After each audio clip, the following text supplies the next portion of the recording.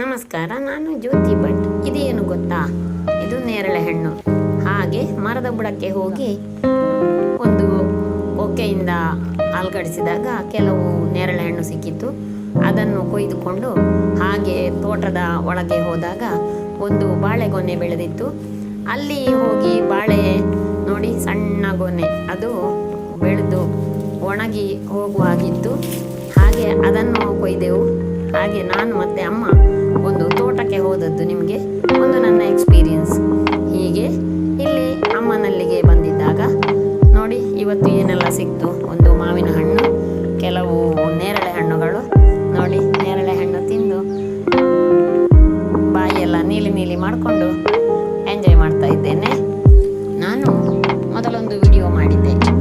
ಆಗ ನೋಡ ಬನ್ನಿ ನನ್ನ ಅಪ್ಪನ ಮನೆ, ಅಲ್ಲಿಯ ಪರಿಸರ ನನಗಂತೂ ಬಹಳ ಇಷ್ಟ. ಇಲ್ಲಿ ಬಂದಾಗ ಇಲ್ಲಿಯ ಹಸಿರು ಗಿಡಗಳ ನಡುವೆ ಕಾಲಾಡಿಸುತ್ತಾ ಇಲ್ಲಿ ಏನೇನು ಬೆಳೆದಿದೆ ಅದನ್ನು ಕೊಯ್ದು ಒಂದು ಸಂತೋಷ ಪಡೋದು ನನಗೆ ಬಹಳ ಖುಷಿ. ನೋಡಿ, ನಮ್ಮ ಗಿಡದಲ್ಲಿ ಆಗಿದ್ದ ಮಲ್ಲಿಗೆ ಅದು ಮೊಗ್ಗು ಈಗ ಮೊನ್ನೆಯಿಂದ ಆಗ್ತಾ ಇದೆ. ನನಗೆ ಬರ್ಲಿಕ್ಕಾಗಲಿಲ್ಲ, ನಾನು ಇವತ್ತು ಬಂದಿದ್ದು. ಇವತ್ತು ಕೆಲವು ಮೊಗ್ಗು ಸಿಕ್ಕಿತು ನೋಡಿ, ದೊಡ್ಡ ದೊಡ್ಡ ಮೊಗ್ಗುಗಳು. ಈ ಮಲ್ಲಿಗೆ ಬಹಳ ಪರಿಮಳ. ಇದು ಗುಂಡು ಮಲ್ಲಿಗೆಯೂ ಅಲ್ಲ, ಈಚೆ ಮಂಗಳೂರು ಮಲ್ಲಿಗೆಯೂ ಅಲ್ಲ, ಆದರೆ ಪರಿಮಳ ಬಹಳ ಇದೆ. ಈಗ ಅದನ್ನು ಕೊಯ್ದುಕೊಂಡು ಅದನ್ನು ಎಷ್ಟು ಸಿಗುತ್ತಾ ನೋಡೋಣ. ನೋಡಿ, ಇಷ್ಟೊಂದು ಸಿಕ್ಕಿತು. Wow, it's very nice. ಪ್ರಕೃತಿ ಮಾತೆ ಅಂದರೆ ಹಾಗೆ ಅಲ್ವಾ, ಏನು ಬೆಳೆದ್ರು ಏನೋ ಕೊಡ್ತಾ ಇರ್ತಾಳೆ. ನೋಡಿ, ಇವತ್ತು ಮಲ್ಲಿಗೆ ಕೊಯ್ತಾ ಎಷ್ಟು ಸಿಗ್ಬೋದು ಅಂತ ನೋಡ್ತಾ ಇದ್ದೆ. ಮೊನ್ನೆಯಿಂದ ಹೂ ಆಗ್ತಾ ಇತ್ತಂತೆ. ಇವತ್ತು ಸ್ವಲ್ಪವೇ ಸ್ವಲ್ಪ ಇದೆ.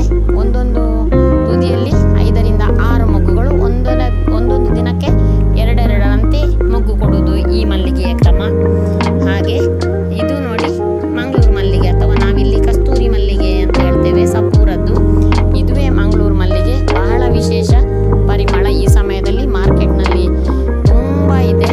ಎಲ್ಲ ಮದುವೆಯಲ್ಲಿ, ಫಂಕ್ಷನ್ಗಳಲ್ಲಿ, ದೇವರಿಗೆ ಇದರ ಘಮ ಬಹಳ ಆಯಿತು. ಇದರ ಮಾಲೆ ಅಟ್ಟೆ ಬರುತ್ತೆ ಎಲ್ಲರಿಗೂ, ಮಂಗಳೂರಿನ ಎಲ್ಲ ಮಹಿಳೆಯರಿಗೂ ಬಹಳ ಪ್ರಿಯವಾದ ಮಲ್ಲಿಗೆ. ಅದೊಂದು ಸ್ವಲ್ಪವೇ ಸಿಕ್ಕಿತ್ತು. ಹಾಗೆ ಏನೆಲ್ಲ ಸಿಕ್ಕಿದೋ ಎಲ್ಲ ಹಿಡ್ಕೊಂಡು ಬಂದೆ. ನೋಡಿ, ಒಟ್ಟು ಎಷ್ಟು ಸಿಕ್ತು. ಇದರೆಲ್ಲ ಸ್ವಲ್ಪ ಇದೆ ಅಷ್ಟೇ, ಎಲ್ಲ ಆಯಿತು. ನೋಡಿ, ಈ ತುದಿಯಲ್ಲಿ ನಿಮಗೆ ನೋಡುವಾಗ ಗೊತ್ತಾಗ್ಬೋದು. ನೋಡಿ, ಇದು ಆಗಿ ಮುಗ್ದ ತುದಿ. ನಿನ್ನೆ ಅಮ್ಮ ಕೊಯ್ದಿದ್ರು. ಇದು ಅಬ್ಬಲ್ಲಿಗೆ, ಹಬ್ಬದ ಮಲ್ಲಿಗೆ ಅಂತ ಇರ್ಬೋದು ಮೋಸ್ಟ್ಲಿ. ನಾವಿದಕ್ಕೆ ಅಬ್ಬಲ್ಲಿಗೆ ಅಂತ ಹೇಳ್ತೇವೆ. ಇದು ಭಾರಿ ಇಷ್ಟ. ಇದರ ಮಾಲೆ ಕಟ್ಟಿ ಮುಡಿಯುವಂಥ ಕ್ರಮ ಇತ್ತು. ಈಗ ಯಾವುದಕ್ಕೂ ಪುರ್ಸೊತ್ತಿಲ್ಲ. ಈಗ ನೋಡಿ, ಮಲ್ಲಿಗೆಯದ್ದು ಮಾಲೆ ಕಟ್ಟುವ ವಿಧಾನ ನೋಡಿಕೊಳ್ಳೋಣ. ಆದರೆ ಇದು ಗುಂಡು ಮಲ್ಲಿಗೆ ಅಲ್ವಾ, ಇದು ನೂಲಿನಲ್ಲಿ ಅಷ್ಟು ಸುಲಭದಲ್ಲಿ ಕಟ್ಟಲಿಕ್ಕೆ ಆಗಲ್ಲ. ನಾನು ಸ್ವಲ್ಪ ಕಟ್ಟಿ ಟ್ರೈ ಮಾಡಿದೆ. ಹೇಗೇಗೋ ಟ್ರೈ ಮಾಡಿದರೂ ಎಲ್ಲ ಕಟ್ಟಿ ಮುಗಿದ ಮೇಲೆ ಮತ್ತೆ ಪುನಃ 2 ಮೊಗ್ಗು ಬೀಳ್ತಿತ್ತು. ಅಂತೂ ಹೇಗೋ ಕಟ್ಟಿ ಒಂದು ಮಾಲೆ ರೂಪ ತಂದೆ. ಆದರೆ ಇದಕ್ಕೆ ನನ್ನ ಅಮ್ಮ ಎಲ್ಲ ಹೇಗೆ ಮಾಡ್ತಾರೆ ಅಂತ ಹೇಳಿದರೆ, ಒಂದು ತೆಂಗಿನ ಎಳೆ ಕಡ್ಡಿ ತಗೊಂಡು ಅದರಲ್ಲಿ ಸುರಿತಿದ್ರು. ಈಗ ನೋಡಿ, ಅದಕ್ಕೆ ಮತ್ತೆ ಕಾಲಿನಲ್ಲಿ ಕಟ್ಟೋದು ಹಳೆ ಕ್ರಮ. ಹೀಗೆ ಕಾಲಿನಲ್ಲಿ ಕಟ್ಟಿದರೆ ದೇವರಿಗೆ ಹಾಕಬಾರ್ದಂತೆ.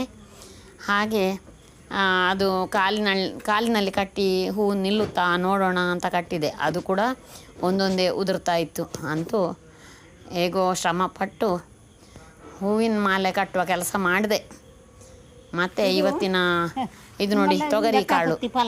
ತೊಗರಿ ಗಿಡದಿಂದ ಅಮ್ಮ ಸ್ವಲ್ಪ ಹಸಿ ತೊಗರಿ ತಗೊಂಡು ಬಂದರು. ಅದನ್ನು ಬಿಡಿಸಿ ಕಾಳು ಮಾಡ್ಕೊಳ್ಳೋದು. ಏನೋ ಒಂದು ಸಿಗ್ತಾ ಇರುತ್ತೆ ನಮಗೆ. ಭೂಮಿ ತಾಯಿ ಇದ್ದರೆ ಕೈ ಬಿಡಲ್ಲ. ಒಂದು ಸ್ವಲ್ಪ ಬಾಳೆ ಎಲೆ ತುಂಡುಗಳು ನಾಳೆ ರೊಟ್ಟಿ ಮಾಡಲು ತಗೊಂಡೋಗೋಣ ಅಂತ. ಹಾಗೆ ತೆಂಗಿನಕಾಯಿ ಸಿಕ್ತು. ಹಾಗೆ ನಮ್ಮ ಬೇಕು. ಇವತ್ತಿನ ನನ್ನ ದಿನ ಹೇಗಿತ್ತು? ನಿಮಗಿಷ್ಟವಾಯಿತೆ? ನೋಡಿದ್ದಕ್ಕಾಗಿ ಧನ್ಯವಾದಗಳು.